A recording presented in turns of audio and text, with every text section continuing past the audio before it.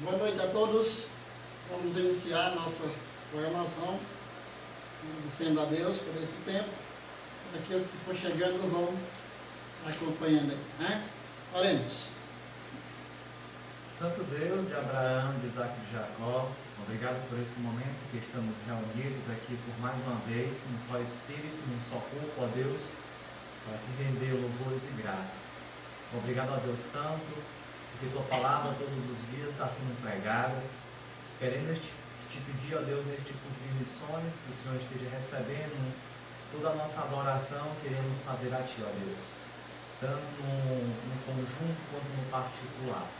Obrigado ao Pai, porque a tua palavra chegou até aos nossos corações, do teu servo, ó Deus, que tu implantou a missão de levar a mensagem de salvação.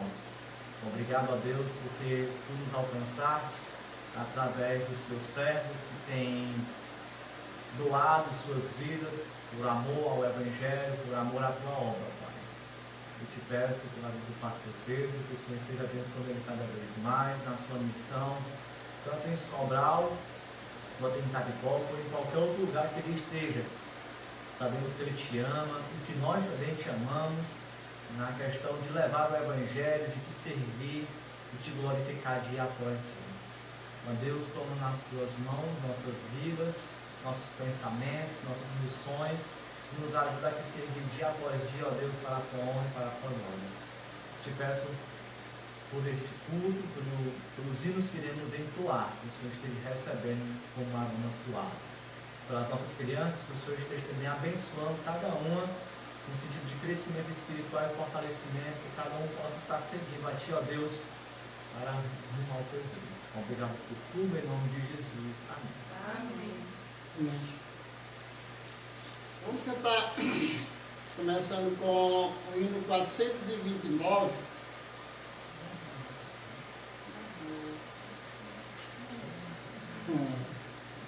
Paz.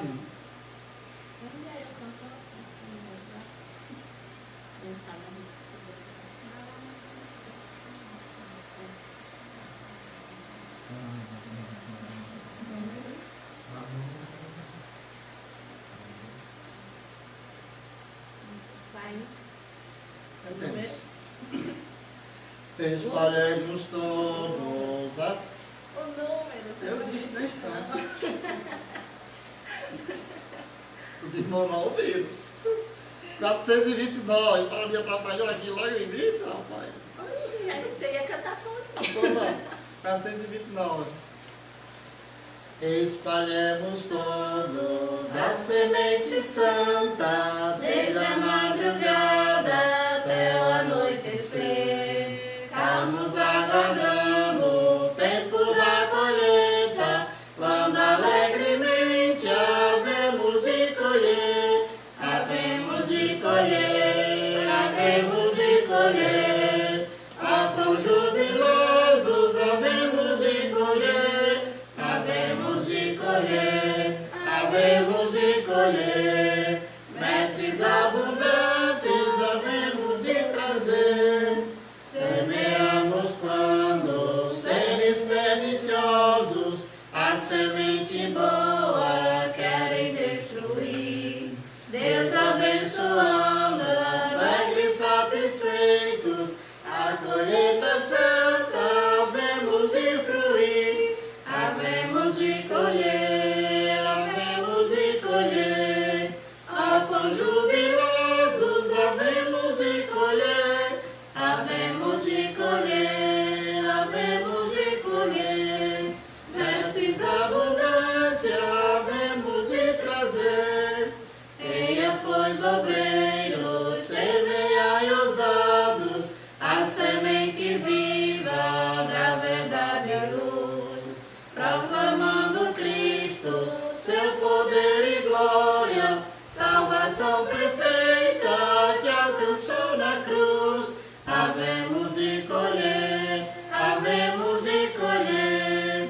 Ah, quão jubilosos havemos de colher, havemos de colher, havemos de colher. Messes abundantes havemos de trazer. no finalzinho. Muito bem.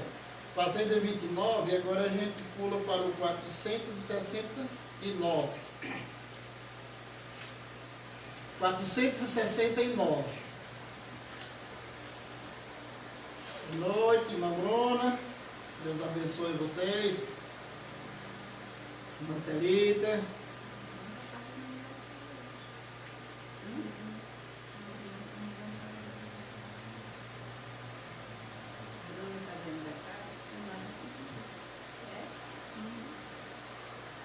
Temos. Perdão real vos entregou ao rei, a vós soldados seus, corajosos por de tudo defendei, marchando para os céus, com valor, sem temor, por Cristo prontos a sofrer.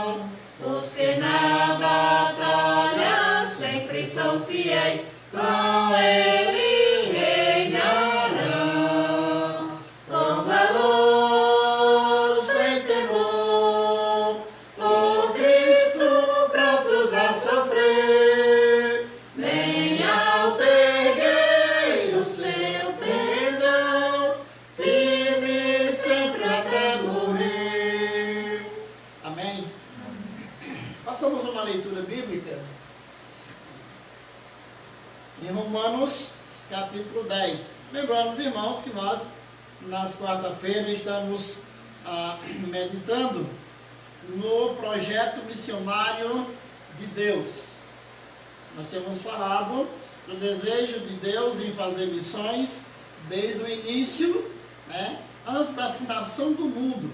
Missões já existiam no coração de Deus, né?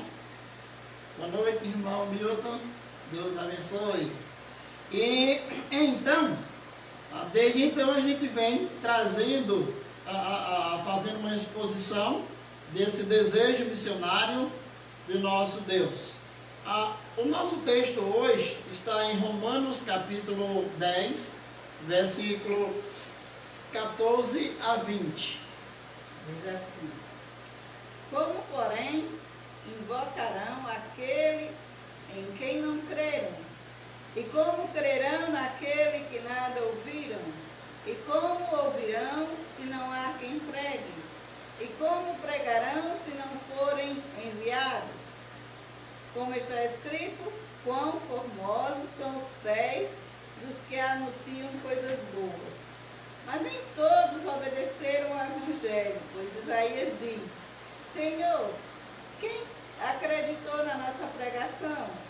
E assim, a fé vem pela pregação e a pregação pela palavra de Cristo. Mas pergunto, porventura não ouviram? Sim, por certo. Por toda a terra se fez ouvir a sua voz e as suas palavras até os confins do mundo. Pergunto mais, porventura não terá chegado isso ao conhecimento de Israel? Moisés já dizia: eu vos porei em ciúmes com um povo que não é nação, com gente insensata eu vos provocarei a ira. Isaías a mais se atreve a dizer: fui achado pelos que não me procuravam, revelei-me aos que perguntavam por mim. Amém. Então aí a gente vê uma sequência do desejo de Deus já no Novo Testamento. Ideia de que a sua palavra seja anunciada, né, às nações. Vamos continuar cantando louvores.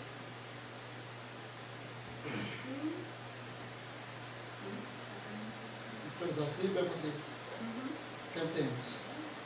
Nós vamos cantar de todas as tribos. Depois nós vamos cantar é prece. Né? Amém. Cantemos. De todas as tribos, povos e raças, muitos irão te louvar. De tantas culturas, línguas e nações, no tempo e no espaço virão te adorar. Bendito seja sempre o Cordeiro, Filho de Deus, raiz de Davi. Bendito seja o seu santo nome, Cristo Jesus, presente aqui. Remidos, comprados, grande multidão, muitos irão te louvar. Povo escolhido, teu reino e nação, no tempo e no espaço virão te adorar. Bendito seja sempre o Cordeiro, Filho de Deus, raiz de Davi. Bendito seja seu santo nome, Cristo Jesus, presente aqui. E a nós só nos cabe tudo dedicar, oferta suave ao Senhor. Dons e talentos queremos consagrar, e a vida no teu altar pra teu louvor. Bendito seja sempre o Cordeiro, Filho de Deus, raiz de Davi. Bendito seja o seu santo nome, Cristo Jesus, presente aqui. Amém. Vamos cantar isso. Grandioso Deus eterno, é como nós começamos, né? Grandioso Deus eterno, que fez o céu e o mar, em nome do teu Filho vimos te rogar. Pedido singular, e vem do nosso amor, a tua obra, tua colheita, ó Senhor. Manda mais obreiros para trabalhar. A seara é grande e o fruto maduro está. Teu chamado ouvimos para o teu labor. Manda mais obreiros, ó Senhor. Quem irá aos campos? Quem irá daqui atender ao teu chamado e pronto ir pra tua obra santa de ensino e pregação?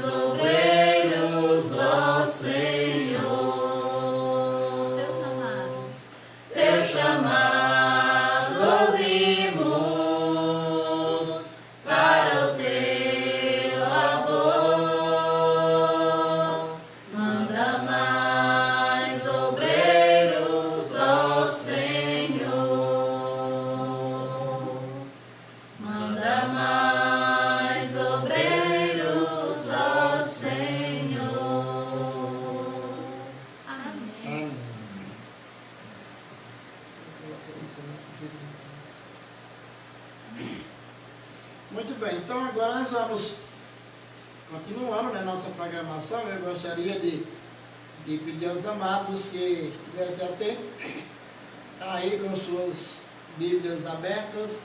Lembrando que semana passada nós vimos o desenvolvimento da missão de Deus, né, o seu desejo de fazer missões. E nós mostramos alguns salmos, como Salmo 2, Salmo 67, 96, missões feitas, né, através desse salmo, Deus trazendo ao seu povo o seu desejo de que deveríamos levar o seu amor, a sua revelação até as nações. E hoje eu gostaria de, ainda dentro do desenvolvimento da vontade missionária de Deus, quando a gente entende que os salmos, eles revelam um Deus zeloso, né, um Deus missionário, com visão, sentimento e até mesmo um abrangente amor, né, para com todas as nações. Então a gente percebe que Deus, Ele não quer deixar de fora ninguém. Ele quer que todos venham ouvir o Evangelho. E hoje eu gostaria de falar desse mesmo Deus missionário que age por meio dos profetas. E aqui você vai perceber uma diferença entre a ação missionária através dos salmos e a ação missionária através dos profetas. Por que uma diferença? Porque agora você vê Deus usando um determinado homem para escrever a sua vontade e deixar registrado. E agindo na vida dos profetas, Deus não só usou aqueles homens para falar audivelmente, como também fez com que eles deixassem registrado a sua ação missionária em cada época, em cada reinado, né? E aí a gente começa observando isso, esse Deus missionário que age por meio dos profetas. Todos nós sabemos que os profetas, eles foram instrumento de Deus para levar a palavra de Deus às pessoas, para interpretar a sua vontade ao povo, para também predizer os acontecimentos futuros e ensinar. E além de ensinar, alguns deles operariam os milagres determinados por Deus.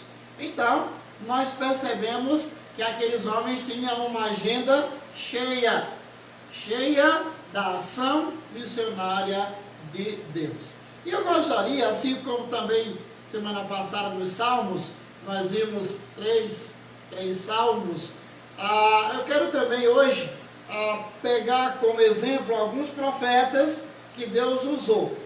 E não poderia deixar de ser o início o profeta Isaías.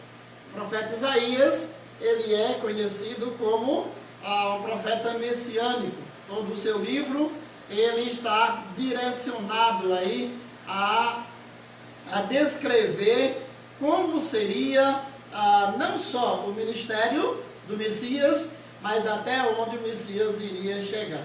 Isaías, ele é classificado através da palavra, não só como um dos profetas maiores, mas também ele é classificado como um profeta do Antigo Testamento que mais escreveu.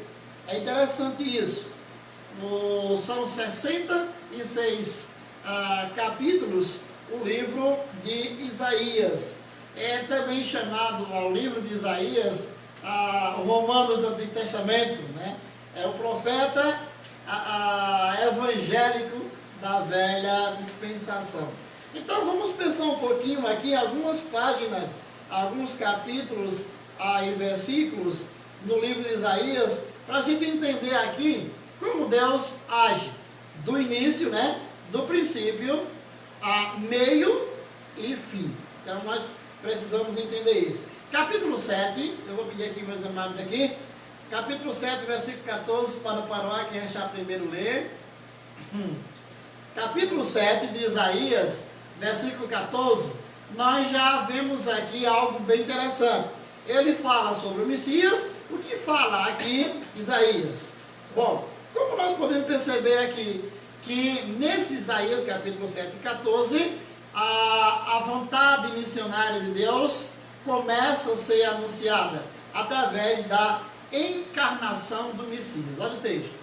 Portanto, o Senhor mesmo vos dará um sinal. Eis que a Virgem conceberá e dará à luz a um filho e lhe chamarás o nome Emanuel. Veja aí. Portanto, a Virgem, né, lhe dará à luz um filho e lhe chamará Emanuel. Eu ia dizer Emanuel, mas não é Emanuel não, porque Emanuel eu pedi. Emanuel, que quer dizer Deus conosco. A própria palavra de Deus nos ajuda, né? Nós temos também Isaías falando isso, que iria acontecer, e aí a gente vê o cumprimento da promessa em Mateus 1:23. Eu vou pedir a vocês, tem duas referências para vocês, Mateus 1:23 e Filipenses 2:7. Mas pensando nesse Isaías 7:14, antes que eles achem aqui, nós temos o quê? Aqui nós temos a prometida ação missionária de Deus, por meio do milagroso nascimento virginal do Senhor Jesus Cristo. O texto deixa bem claro que viria, né, o Messias. O Messias nasceria, ele nasceria de mulher, né, teria um nome, ela daria um nome a esse menino, né, e nasceria. Então, aí você vai observar que nasce o primeiro e maior missionário, né, aqui do coração do próprio Pai, para se tornar Deus conosco. A ideia da encarnação. Jesus, ele se torna, a palavra encarnação aqui, biblicamente falando, significa tornar-se homem. Então, o próprio Deus torna-se homem, encarna. E quando encarna, aqui no meio dos homens, nós vemos o Senhor Jesus Cristo, nascido de mulher, vivendo no meio dos homens, porém com uma grande diferença, e jamais pecou. Então é importante entender isso. Nós vemos aí, já no Novo Testamento, aliás, no Novo Testamento, a gente vê o cumprimento dessa promessa. O anjo, quando aparece a Maria, não sei se é esse texto, veja aí, né? Muito bem, então é aí. E eis que a Virgem conceberá e dará à luz a um filho, e ele lhe chamará pelo nome de Emanuel, que quer dizer Deus conosco. Quem está falando? Então, você percebe aqui que nós estamos diante de uma promessa que foi feita há muitos anos. Essa promessa, ela é cumprida, ela é lembrada de que não era algo novo, já estava no coração de Deus. E quando a gente chega em Filipenses 2:7, o que é que diz? 2:7. Antes, a si mesmo se esvaziou, assumindo a forma de servo, tornando-se em semelhança de homem e reconhecido em figura humana. Falando do próprio Senhor Jesus Cristo, né? Ele se tornou homem, se tornou servo, né? Se tornou servo, viveu no nosso meio. Então, aquele homem que muitos tiveram o privilégio de ver, de comer com ele, de estar com ele, aquele homem era a encarnação do Deus vivo. O Senhor Jesus Cristo estaria agora em nosso meio, vivendo conosco, e aqui nós vemos a ação, né? A ação missionária de Deus, agindo por meio dos profetas. a promessa sendo feita, e no Antigo Testamento, e no Novo Testamento a gente vê a promessa sendo cumprida, né? É interessante que esse Messias que encarnaria, né, anos depois, 750 anos depois do que Isaías estaria falando aí. A palavra Messias aqui, ela é uma palavra hebraica e ela significa ungido. Deus ungia o seu filho. Jesus, ele é o Messias prometido em primazia a Israel. É bem interessante isso. Em primazia, Jesus, ele é oferecido a Israel. Quando ele chega diante de Israel, então Israel não o reconhece. E aqui eu lhe pergunto, se Israel não reconheceu o Messias prometido, enviado e cumprido essa promessa, então o que aconteceria agora com essa ação missionária de Deus? Acabaria ali porque Israel teria rejeitado o Senhor Jesus Cristo como Messias? Claro que não, né? O Senhor, o plano de Deus, jamais alguém pode frustrar, jamais. Então Deus usou sim em primazia a Israel, o objeto da salvação, a eleição de Deus aqui. Ele coloca Israel, ele quer que seja, a sua eleição seja manifesta através de Israel. Israel receberia, de fato, comemoraria a chegada do Messias, encheria o seu coração com esse Messias, e agora continuaria a missão. Já que recebemos o Messias, o libertador de Israel, o ungido de Deus, agora nós vamos mostrar às nações quem é esse Messias e o que ele pode fazer. Essa era a missão de Israel. Porém, Israel fez o contrário. Israel rejeitou. Em Evangelho de São João, capítulo 1, versículo 11, é dito: veio para o que era seu e os seus não o receberam.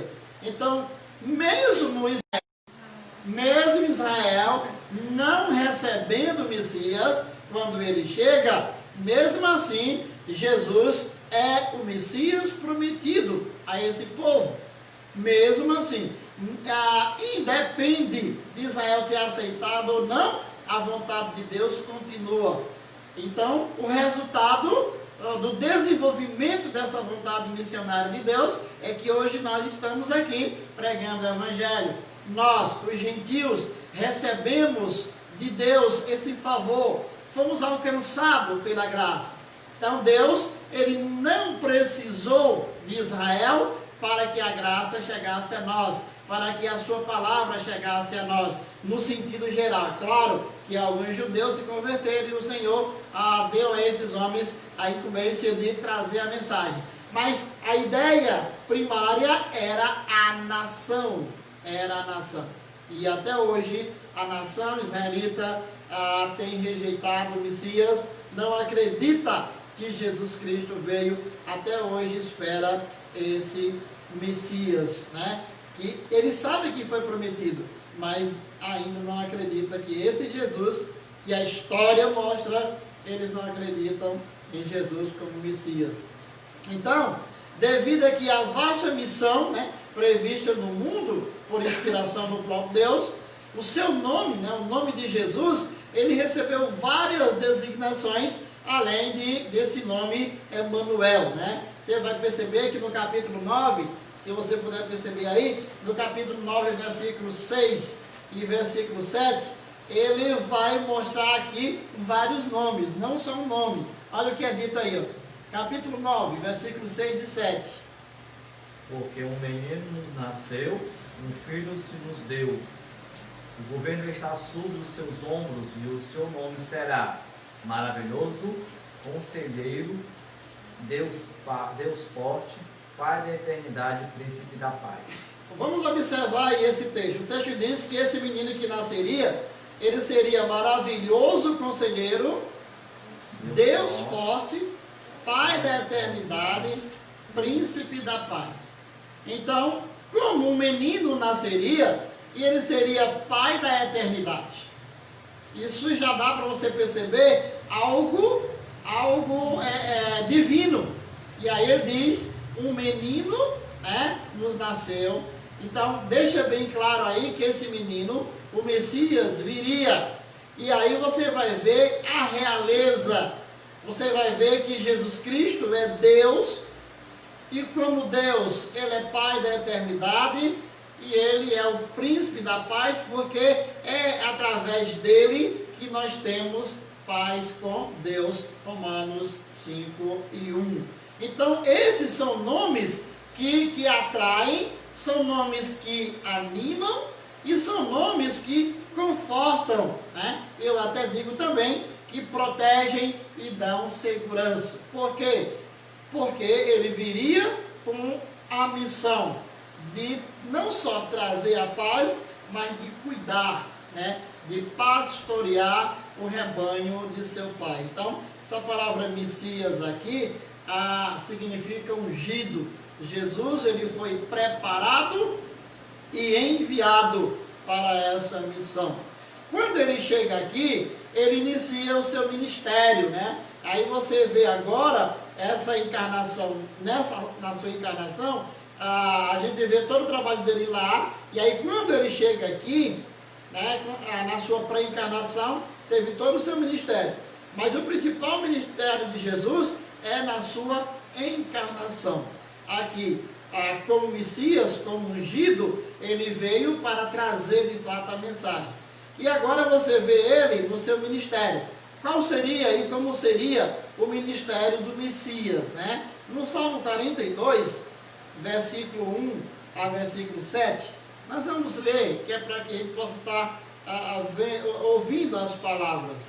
Depois tem algumas referências que eu vou só mencionar.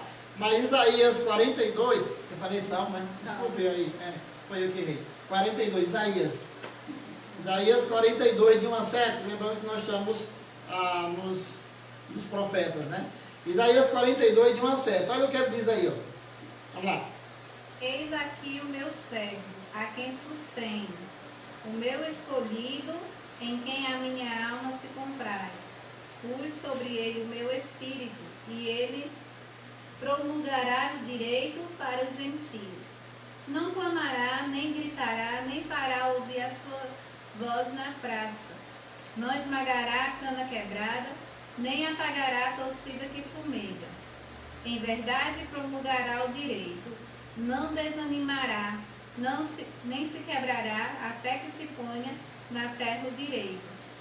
E as terras do mar guardarão a sua doutrina. Assim diz Deus, o Senhor, que criou os céus e os estendeu, formou a terra e tudo quanto produz, que dá fôlego de vida ao povo que nela está, e o espírito aos que andam nela. Eu, o Senhor, te chamei em justiça, tornar-te-ei pela mão e te guardarei, te farei mediador da aliança com o povo e luz para os gentios, para abrires os olhos aos cegos, para tirares da prisão o cativo e do cárcere os que jazem em trevas. Veja que coisa interessante. Aí no Salmo, novamente o Salmo, né? Em Isaías 42, o profeta, aí ele retrata Jesus, o Messias, como o servo missionário. Observe o que é que o texto está dizendo. Que ele viria. Então o servo missionário aí, ele está sendo... ele está mostrando, o profeta está mostrando o que ele iria fazer. Qual seria o seu ministério? Ele seria incumbido da tarefa que só o Messias poderia executar. Só o Messias poderia executar. Então, e aqui quando ele chega, ele sentiu, né, o cumprimento dessa profecia em si mesmo. Quando ele, no Novo Testamento, lá, deixa eu lembrar, lá em Lucas capítulo 4, versículo 16 a 21, Jesus ele é convidado, uma coisa interessante, Jesus ele é convidado para levar uma palavra na sinagoga. Aí Jesus, quando ele chega lá, o livro é entregue a ele, e ele lê o quê? Ele lê exatamente as mesmas palavras que Isaías, há 750 anos, leu, né, aqui no seu livro, né? Isaías 42, de 1 a 7, e ele vai ler aqui, quando ele diz aqui no versículo 16 a 21. Indo para Nazaré, onde foi, Lucas 4, 16 a 21. indo para Nazaré, onde foi criado, entrou num sábado na Sinagoga. segundo o seu costume, e levantou-se para ler. Então deram-lhe o livro do profeta Isaías, e abrindo o livro, achou o lugar onde estava escrito: O Espírito do Senhor está sobre mim, pelo que me ungiu para evangelizar os povos. Enviou-me para proclamar libertação aos cativos e restauração da vista aos cegos, para pôr em liberdade os oprimidos e apregoar o ano aceitável do Senhor. Tendo fechado o livro, devolveu o assistente e assentou-se, e todos na sinagoga tinham os olhos fixos nele. Até o 21. Então passou Jesus a dizer: Hoje se cumpriu a escritura que acabais de ouvir. O que era novidade para aquele povo? Até então, pegar o livro e fazer a leitura não era novidade para eles. Jesus estava simplesmente repetindo, ele estava lendo o que estava escrito. Lá há 750 anos, provavelmente, mais ou menos, o profeta já dizia que o Messias viria. E ele dá toda a descrição ali, mostrando. Agora, o que chamou a atenção de todos foi a última parte. O que é que ele diz? Hoje se cumpriu essa profecia. Menino, aí, só mesmo quem tem autoridade poderia dizer isso. Hoje se cumpriu essa profecia, né? Então aqui significa, primeiro, que Jesus sentiu o cumprimento dessa profecia em si mesmo. E ele chega diante daquela, não sei se multidão ou multidinha, mas ele chega diante daquele povo e diz: olha, o que o profeta disse, hoje se cumpriu. Porque eu sou esse Messias. Era isso que ele estava dizendo. Eu sou o ungido de Deus. Eu sou o Messias. Então ali estava, meus amados irmãos, a ação missionária do Messias. Uma ação que ultrapassava os limites e as fronteiras de Israel, destinada aí até os confins da terra, que é o que ele diz no texto da grande comissão, em Atos 1 e 8, né? Que ele diz: mas recebereis poder ao descer sobre vós o Espírito Santo, e ser-me-eis minhas testemunhas, tanto em Jerusalém, Judéia, Samaria e até os confins da terra. Então, esse Messias chega ali e ele traz o recado de Deus. O cumprimento da profecia de fato, acontece ali. E também, o profeta Isaías, esse mesmo profeta que diz que leva Jesus agora, ele dá esse título, né, de servo missionário, ele vai dar também o título de salvador, de resgatador, quando ele diz o que diz lá em 53, versículo 10 a 12. Então, ele vê agora a ação de Deus no Messias com a sua crucificação. Então, percebemos aí. Olha o que ele diz aqui no versículo 10 a 12, de 53. Nós estamos em Isaías. Todavia ao Senhor agradou Moê-lo, fazendo-o enfermar.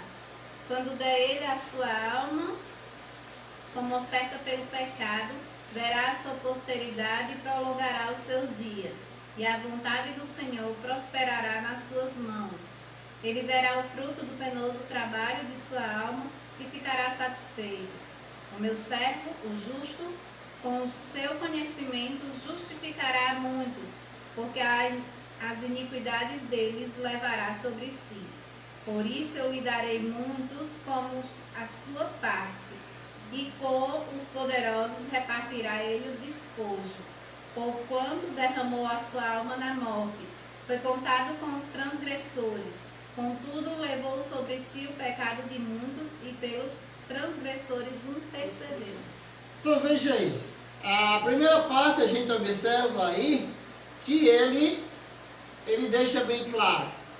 Esse mesmo Deus que disse, este é o meu filho em quem me comprazo. A palavra me comprazo aí é agrado, em quem eu me agrado dele, eu me agrado desse filho que eu enviei. Esse mesmo Deus que diz, que o profeta diz, que agradou a ele, agradou ao Pai, moê-lo. A expressão moê-lo é trucidar, é deixar ele realmente moído. E quando você percebe o sacrifício de Cristo, toda essa descrição que Isaías faz, do Calvário, no capítulo 53, você vai perceber que transformado isso numa imagem, o que é que você vai ver? Você vai ver um Jesus, tipo aquela encenação do filme do Mel Gibson, que muitas pessoas acharam, criticaram, não podia ser daquele jeito, era muito sangue, ele estava muito ensanguentado, ele estava transfigurado. Só quem não conhece a Bíblia, ou não aceita o que a Bíblia diz, não entenderia. O autor lá, ele fez a coisa do jeito que está na Bíblia. A expressão agradou moê-lo significa que Jesus Cristo era daqui dali para pior. E tudo isso, um pai que ama o seu filho e agradou moê-lo daquela forma, porque também nos amou de tal maneira que enviou o seu próprio filho para a morte. Isso é a ação missionária de Deus. Esse é um Deus que nos ama, é um Deus que, apesar de irado por causa da nossa atitude pecaminosa, mas ele me ama, ele nos ama o suficiente para nos resgatar, nos levar de volta. Mas me levar de volta, deveria eu apresentar a ele um sacrifício, uma oferta pelo meu pecado, para que eu pudesse voltar para ele. E como eu fui arruinado por Adão, eu não poderia voltar mais a Deus, eu não poderia oferecer mais nenhuma oferta a Deus pelo meu pecado. Então o que é que ele faz? Ele mesmo providencia. Ele providencia essa oferta, o seu filho. E olha, que essa providência, ela é manifestada, sabe onde? Lá em Gênesis 3:15. Lá em Gênesis 3:15, o Senhor manifesta o seu desejo missionário, dizendo que enviaria o seu filho. Nasceria de mulher, como de fato Isaías, no meio da história, ele vai dizer isso. E daria, que ela teria um filho e chamaria Emanuel. Então, quando você percebe aí a encarnação do Messias, você vai ver o quê? Você vai ver ele de fato agindo como Messias. O seu ministério seria um ministério de servo e proclamador do reino de Deus. E no final, ele demonstra esse amor. Ele simplesmente manifesta visivelmente com a crucificação. Então você vê aí o seu ministério e você vê também a crucificação do Messias. Por inspiração divina, o profeta também antecede essa crucificação. 7 séculos e meio, o profeta Isaías, ele anteviu o episódio do Gólgota, o momento da crucificação. Irmãos, é muito interessante quando Isaías, ele descreve tudo. E olhem, escutem, atentem para isso. Todos os verbos de Isaías 53 estão numa conjugação passada. É no passado. E ele levou sobre si, está entendendo? Ele foi levado como ovelha ao matador, como se algo já tivesse acontecido. E aí você pergunta, por que ele leu assim? Porque ele está descrevendo algo que quando nós estivéssemos diante dessa revelação, nós teríamos a certeza que de fato aconteceu. E que de fato aconteceu. Então nós vemos aqui o servo culminando a sua obediência na cruz. E o profeta, ele anuncia isso. Ele anteviu ali a crucificação.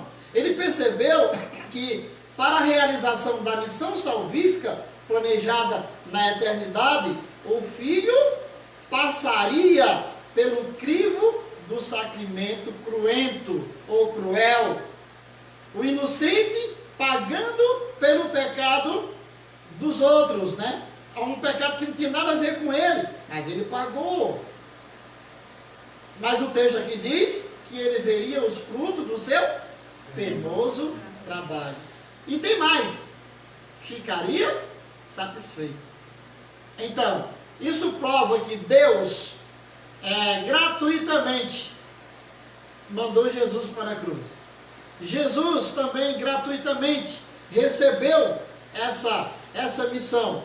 E ele estava agora satisfeito, tanto o Pai como o Filho, pela missão cumprida aqui na terra. Então você percebe aí que o profeta, ele estava simplesmente descrevendo cada passo de Jesus na cruz. E não só foi Isaías que falou sobre a vontade, né, missionária de Deus, a ação missionária de Deus. Você vê também o profeta Jeremias, quando Deus chamou Jeremias, e aqui eu vou fazer uma análise assim bem parcial, porque o tempo não é suficiente para nós ir mais além. Eu gostaria de pregar muito, mas o tempo não dá. Mas para a gente ver também Jeremias ele é chamado também para anunciar essa ação missionária de Deus.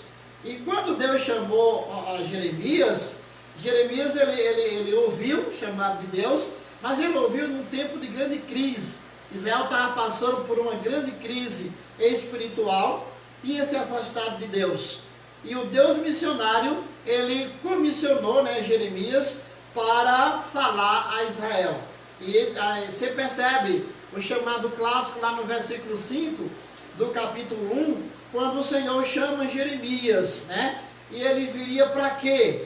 Para falar ao povo sobre agora o juízo de Deus. Olha que coisa interessante. Isaías descreve a ação missionária do servo, né, que seria Jesus. Aí Jeremias agora vem diretamente a falar ao povo de Israel sobre esse servo também, sobre esse Deus que estaria pronto para abraçar o seu povo. E é interessante que aqui, quando ele o comissionou, tanto para Israel como para as nações gentias. Quando Jeremias falou, ele falou tanto a Israel como também aos gentios. Claro, Jeremias disse para Deus que para ele era difícil, porque ele era ainda um menino, e aí essa questão aí fica bem interessante. Até hoje Deus não deixou que isso viesse a um entendimento mais explícito da ideia de o que Jeremias estaria dizendo, né? Eu sou jovem, eu sou apenas uma criança, mas o Senhor diz, olha, não interessa quem tu és, eu sei quem você é, e eu chamei você exatamente para que você fosse às nações. E aí no versículo 5 você percebe isso aí. No versículo 10 também, são dois textos bem interessantes que mostram, Deus colocou nos seus lábios, né, a poderosa e corajosa mensagem, sem limites e sem fronteiras, né, para reinos e nações, para arruinar e também para destruir, mas também para plantar e edificar. É o que ele diz aí no versículo 10, você pode perceber. Deus está dizendo claramente como deve ser a ação de Jeremias. E Jeremias vai. E naquele contexto, em Israel, entre denúncias e advertências ali do profeta, né, contra todo o mal e apelos também ali ao arrependimento, o profeta, ele fala ao povo de um duro juízo, né? De um duro julgamento de Deus a Israel e às nações. Mesmo assim, o povo não queria ouvir. E ao mesmo tempo aqui, em que ele consolava e ele anunciava, né, a esperança, ao mesmo tempo em que ele falava desse juízo, desse julgamento ferrenho de Deus, ele também falava do consolo de Deus. Ele anunciava também, Jeremias, a esperança da providência de Deus, né, de restauração nacional para o povo. E aí Jeremias vai falar do que Deus iria fazer a Israel, caso Israel não se arrependesse. Agora, Jeremias chega a um ponto de dizer a Israel o seguinte: primeiro a Israel, depois ele diz ao povo de Judá e a todas as nações, ele diz: olha, aceite agora o juízo de Deus. Chega um momento de tanto Jeremias pregar, que ele diz para o povo: agora o Senhor quer que vocês aceitem o seu juízo. E o juízo de Deus contra Jeremias não, contra o povo era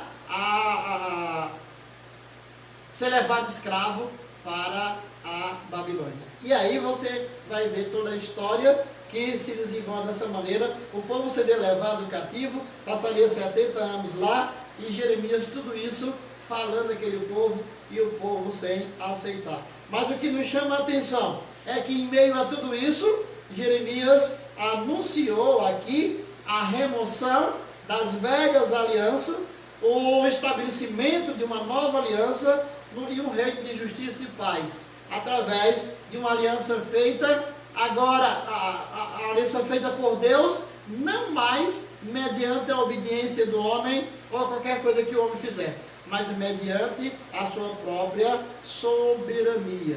E eu quero chamar a sua atenção para o texto de 31, Jeremias 31, olha o que Deus diz aqui, ó. Jeremias 31,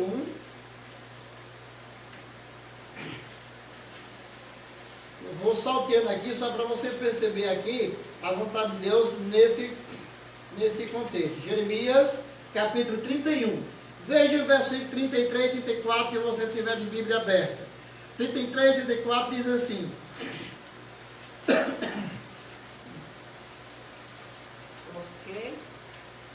essa é a aliança que firmarei com a casa de Israel. Depois daqueles dias, diz o Senhor, na mente lhes imprimirei as minhas leis, também no coração las escreverei, e serei o seu Deus, e eles serão o meu povo. Não ensinará jamais cada um ao seu próximo, nem cada um ao seu irmão, dizendo: conhece ao Senhor, porque todos me conhecerão, desde o menor até o maior deles, diz o Senhor.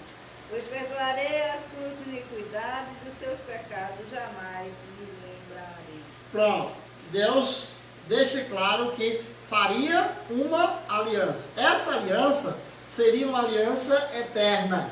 Seria uma aliança eterna que não mais, significa que não mais acabaria. Só que essa aliança era diferente de todas as outras. Ele faria baseado na sua própria soberania e não mais na obediência do homem. Agora veja só, se essa aliança de Deus fosse baseada na aceitação ou na obediência do homem, quando Jesus Cristo tivesse vindo, teria sido um sacrifício em vão. Por quê? Porque quando ele veio, Israel rejeitou. Então, é isso que nós queremos explicar. Que independentemente do homem acreditar ou não em Cristo, em Deus como Criador, aceitar ou não a sua salvação, o que ele fez correto e é seguro. Todo aquele que entra nessa aliança, ele tem realmente a bondade de Deus estabelecida em sua vida. Ele só repete aqui no capítulo 33, versículo 14: eis que vem dias, diz o Senhor, em que cumprirei a boa palavra que falei à casa de Israel e à casa de Judá. E naqueles dias e naquele tempo farei brotar a Davi um renovo de justiça, e ele fará juízo e justiça na terra. Então percebe aqui que o Senhor diz, vai chegar um dia em que eu vou cumprir essa aliança. E chegou o dia. Jesus veio, o Messias chegou, ele veio para pregar sobre o reino, ele veio para morrer na cruz, cumprindo assim a profecia do Senhor. E é interessante isso. Deus usa também outro profeta, Jonas. E aí você já conhece toda a história de Jonas. Deus usa o profeta Jonas também para levar a sua pregação, né? Anunciar o seu amor, o seu reino às nações. Aí você vai ver na vida de Jonas, né, a ação missionária de Deus.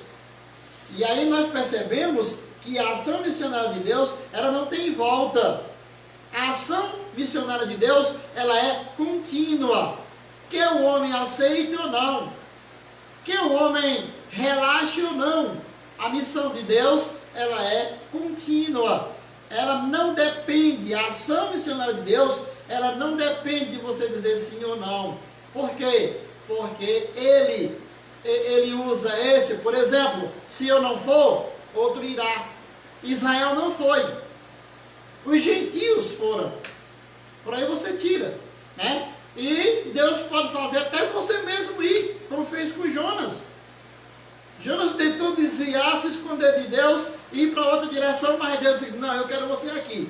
Você vai aqui. Se eu disse que era para você, você vai aqui. Então, Deus simplesmente, ele mostra o caminho, ele mostra como nós devemos fazer, certo? E é isso que nós temos que fazer. Ele fez bem direitinho com esses homens. Ele usou esses homens e pode usar também cada um de nós hoje, dentro já do cumprimento da sua missão. Deus teve sim uma ação missionária, mas essa ação missionária de Deus não acabou. Ela continua. Ela continua. Essa missão de Deus, ela só acaba quando tudo for também acabado. Quando o Senhor exterminar com o seu juízo toda a maldade do mundo e quando ele resgatar todos os seus para si. Então, precisamos entender isso. Se o mundo de hoje se arrepender dos seus pecados, como o mundo na época de Nínive se arrependeram dos seus pecados, então pode ter certeza que muitos estarão diante do Senhor com suas vidas transformadas, com suas vidas restauradas. Esses homens falaram às nações, esses homens falaram a povos. Hoje, quem fala aos povos? A igreja. Hoje somos nós. Deus está agindo, a sua ação missionária continua através da igreja. E você vai perceber, durante todo esse século, Deus usou esses homens. Quando chega no Novo Testamento, tudo é cumprido. E muitos séculos depois, o próprio apóstolo Pedro, ele presenciou o cumprimento da profecia, a revelação da igreja. Deus disse que derramaria o seu Espírito. E, de fato, o Espírito de Deus foi derramado. E aí, a gente vai lembrar do profeta Joel, que Deus disse que derramaria. E quando chega em Atos 2, acontece. Ele envia o Messias é tirado tirado do cenário, né? O Messias, o príncipe, é tirado da terra, né? Ele vai de fato para o seu lugar, e aí o Senhor estabelece aqui na terra a sua igreja. E a essa igreja ele diz, ide. A essa igreja ele diz, ide por todo mundo. Pregai o evangelho a toda criatura, a todas as nações. E é isso, meus amados, que nós precisamos fazer. É exatamente isso que nós precisamos entender. Aí nós vemos a ação e a extensão do plano missionário de Deus, que é revelado no Antigo Testamento, né? Logo lá no Antigo Testamento, e é cumprido no Novo Testamento. E eis aqui, nós somos resultados dessa ação missionária de Deus, na pessoa do Senhor Jesus Cristo. Que Deus nos abençoe. Amém? Amém. Vamos agora aos pedidos de oração. Se tiver algum irmão que queira trazer algum pedido, nós vamos estar orando. Como vai dar para ver ali, né?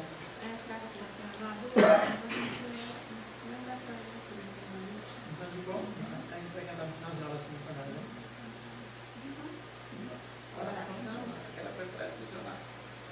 Agora, oração É com voz, oração missionária. Ah? Nossa voz não é muito. Será? Então vamos orar. Tem pedido?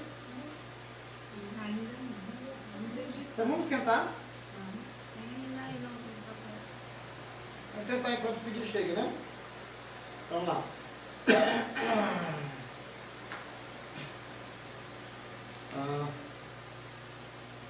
Já que a noção, o chamado é da igreja, então nós vamos cantar o hino 456, que o nosso estandarte deve ser isso.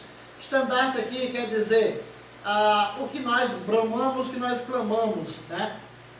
Se nós estamos realmente, esse 456 vai de encontro àquele do pendão real. Então, 456, vamos cantar.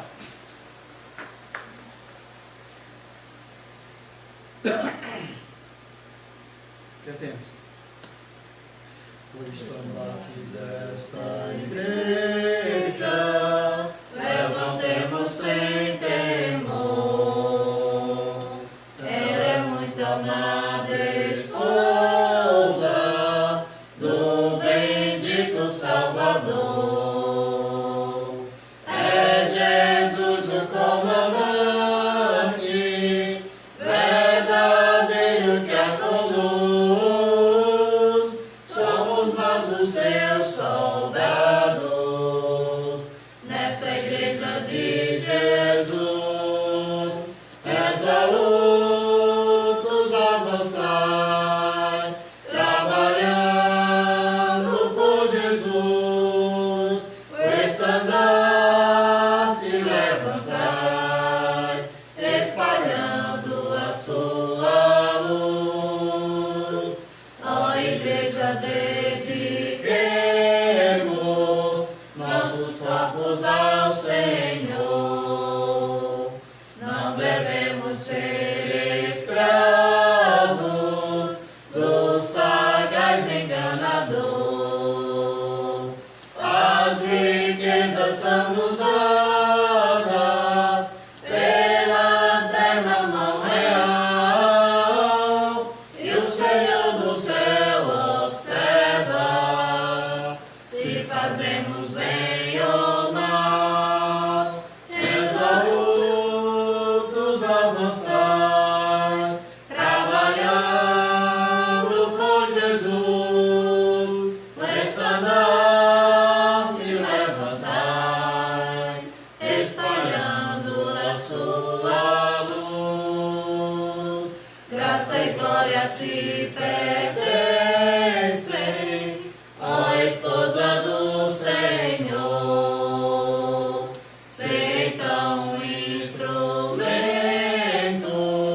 de salvar o pecador, pois até o fim do mundo Cristo mesmo reinará, e o domínio do Evangelho toda a terra abrangerá. Resolutos avançai, trabalhando por Jesus. O estandarte levantai, espalhando a sua luz. Amém. Pedido de orações à irmã Celita, pede oração pelo irmão que está internado e a cunhada ainda. Saúde para ela. Muito bem. A irmã Lucas pede oração pela saúde da família.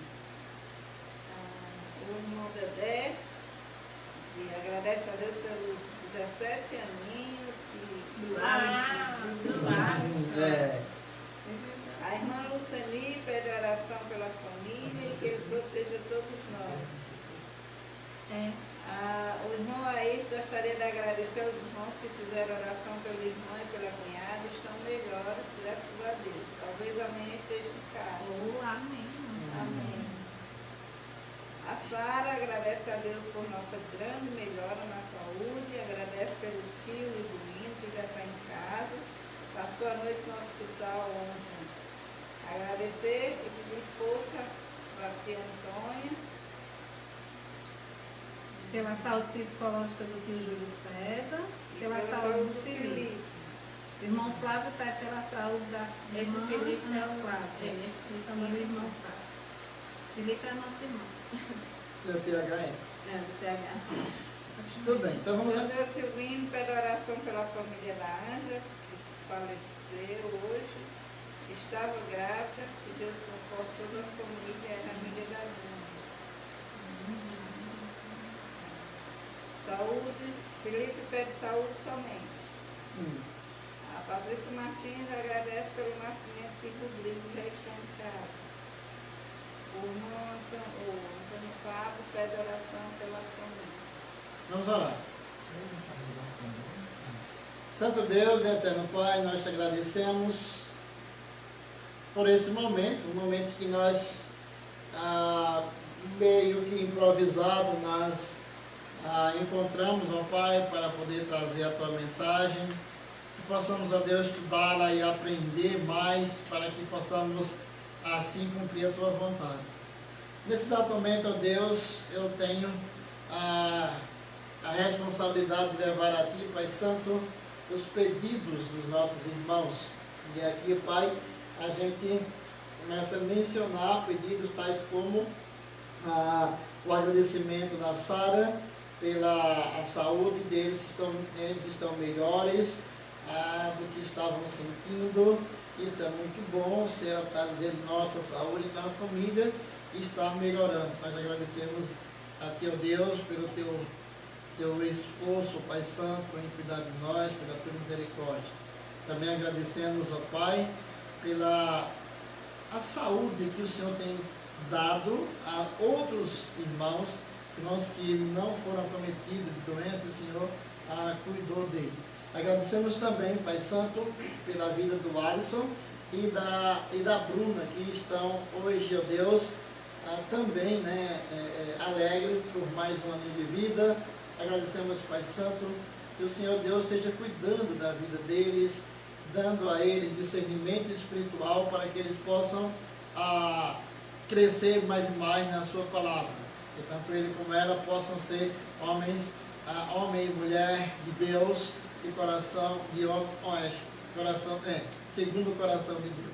Pedimos que o Senhor esteja animando, Pai Santo, os jovens da nossa igreja, para que eles possam, ó Deus, nessa volta, vir realmente, biblicamente vitaminado. A palavra não faltou, ó Deus.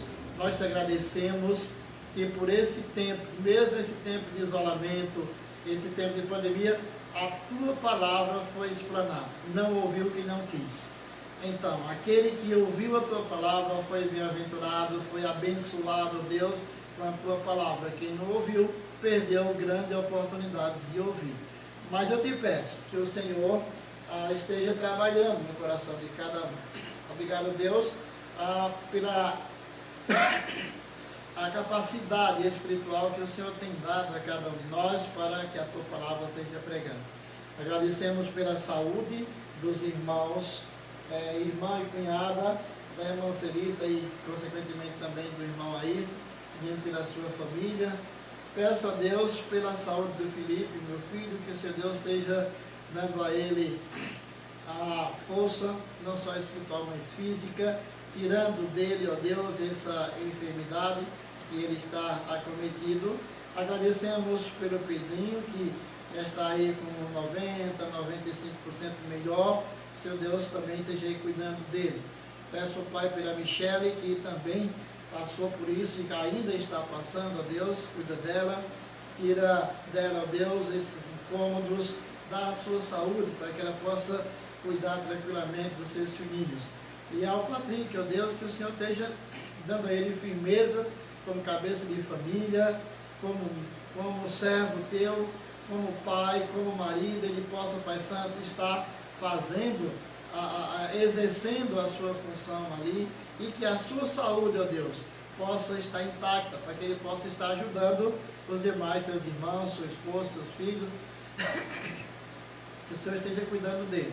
Peço também pela Priscila, o Paulo e a Bibi, que o Senhor não deixe que o mal tende a derrubá-los, que essa enfermidade não venha, Deus, chegar até eles, que eles possam sair ilesos de tudo isso, enquanto o Senhor faz a melhora dos demais. Cuida, Pai Santo, dos meus filhos, cuida da minha família, faz com que nós possamos, ó Deus, ter uma família que continua no intuito de glorificar a Ti. Pedimos, Pai Santo, por cada irmão da nossa igreja. São muitas pessoas, ó Deus, que estão necessitadas de oração, que fizeram seus pedidos, e nós queremos, ó Deus, que o Senhor esteja trabalhando na vida de cada um desses irmãos, para que cada um possa entender a sua palavra. Obrigado, porque nesse dia, ó Deus Santo, nós estamos vendo duas coisas, negativas e positivas. Uma mãe morrendo, uma mãe que provavelmente estivesse grávida, morrendo, ó Deus, mas ao mesmo tempo nós estamos vendo uma criança nascendo. Então tudo isso faz parte do teu plano misericordioso, do teu plano criador, que o Senhor até hoje cria o homem através de nascimento físico. Então nós te agradecemos, Pai Santo, por tudo isso. Pedimos, ó Deus, que o Senhor esteja estabelecendo a tua misericórdia em cada alma vivente que assim se aproxima de ti. Pois em nome de Jesus nós oramos e agradecemos. Amém.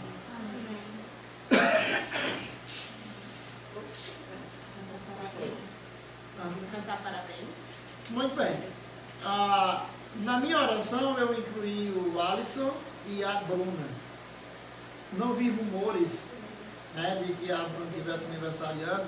Ninguém Eu falou, vi mas comprando pedrinho. Ninguém falou nada, mas a gente viu aí num certo Instagram, a não ser que a idade esteja errada, né? Mas- Pedrinho calma. Mas é isso. Então vamos cantar. Ela está tristinha hoje. Felicidade, parabéns. Felicidade. Felicidades. Para o Alisson também. E para o Alisson. Ah, é, sim, Tá Meu- ficando grande. já É- bota. É meu gerente. Dá pra botar. Então vai. Felicidades, felicidades, felicidades em Jesus. Que o nosso Pai te abençoe com alegria, paz e luz. Felicidades, felicidades, felicidades em Jesus. Que o nosso Pai te abençoe com alegria, paz e luz. Amém? Amém. Eu espero, meus amados irmãos, que na nossa volta, né, no retorno de ajuntamento, a gente possa ter crescido, porque a palavra não deixou de ser pregada. E você não está aqui para fazer o que eu mando ou o que eu peço, mas sim o que Deus manda. Então, se você quiser, meu amado irmão, fazer uma recapitulação de todas as pregações, seja da terça-feira ou seja do domingo, lá no grupo do Ibris tem a chamada do Paulo lá no YouTube. Você clica lá no azulzinho lá do quadro que ele postou, onde ele fez a relação de todas as lives de dia 18 de março até agora. Então você querendo ser edificado mais uma vez pela palavra, você vai lá e você assiste de novo. E eu gosto de fazer assim. Depois que eu prego, eu assisto a live. Eu vou assistir a live depois que eu prego. E aí eu me edifico 2 vezes. Certo? Então, vamos fazer assim. Que Deus esteja abençoando vossas vidas. Obrigado pela participação de todos. E uma boa noite. Amém. Tchau.